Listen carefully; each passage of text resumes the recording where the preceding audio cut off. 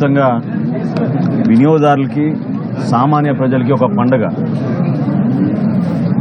ముఖ్యమంత్రి గారి ఆదేశాలతో రాష్ట్ర వ్యాప్తంగా సామాన్యులకి అందుబాటులో ఉంచడానికి కోసం మా ప్రభుత్వం తీసుకున్న అనేక సంక్షేమ పథకాలతో పాటు వినియోగదారులకి నిత్యావసర సరుకులు సరైన ధరకు అందించాలనే ఒక ప్రయత్నం ఒక 10 రోజుల నుంచి మా డిపార్ట్మెంట్ అంతా కూడా కృషి చేశారు.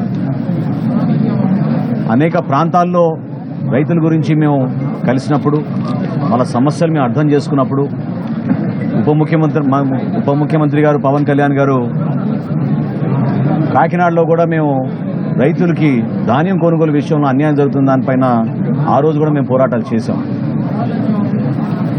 గిట్టుబాటు ధర, కనీస మద్దతు ధర అనే 2 అంశాలపైన రైతుకి ఎక్కడ అన్యాయం జరగకూడదని చెప్పి మా శాఖ నుంచి మేము గత ప్రభుత్వం సుమారు 36,000 కోట్ల రూపాయలు కార్పొరేషన్ ద్వారా రుణాలు తీసుకుని 1,650 కోట్లు బకాయిలు రైతులకు చెల్లించకుండా వెళ్ళిపోయింది.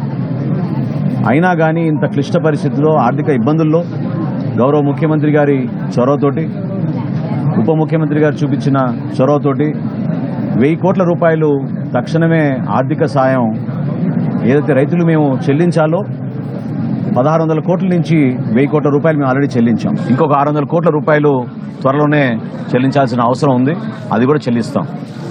అందులో భాగంగా ఒక సమీక్షా సమావేశంలో ముఖ్యమంత్రి గారు ధరల గురించి ఒక స్థిరీకరణ తీసుకురావాలనే ఆలోచన వచ్చినప్పుడు అధికారులు మీ అందరం కూడా రాష్ట్ర వ్యాప్తంగా ఉన్న రైస్ మిల్లర్స్ని, హోల్సేలర్స్ని, రీటైలర్స్ని, సప్లయర్స్ అందరిని కూడా ఆహ్వానించి ప్రజలు ఎదుర్కొంటున్న సమస్యలపైన స్పందించాల్సిన బాధ్యత సమాజంలో మీకు ఉంటుంది.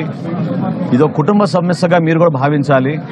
ఎందుకంటే ప్రతిరోజు ధరలు విపరీతంగా పెరిగిపోతున్నాయి. కందిపప్పు 181 రూపాయల కిలోకి అమ్ముతున్నారు మార్కెట్లో. సామాన్యులు పాపం చాలా ఇబ్బంది పడుతున్నారు.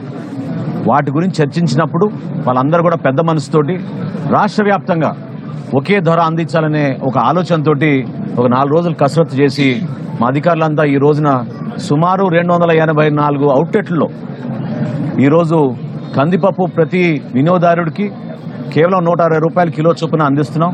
అదేవిధంగా సూపర్ ఫైన్ రైస్ క్వాలిటీ 49 రూపాయల కోటి, 48 రూపాయల కోటి ఆ రైస్ కూడా ప్రతి ఒక్కరికి అందుబాటులో ఉంచేటట్టు రోజుకి 391 క్వింటాళ్ళు, మెట్రిక్ టన్నులు దాదాపు మాకు ఉన్న స్టాక్ని మేము బేస్ చేసుకుని రాష్ట్ర వ్యాప్తంగా ఈ రోజున 125 క్వింటాళ్ళ కందిపప్పు ప్రతిరోజు అందుబాటులో ఉంచేటట్టు మేము ఒక నిర్ణయం తీసుకుని వినియోగదారులకు అందిస్తున్నాం.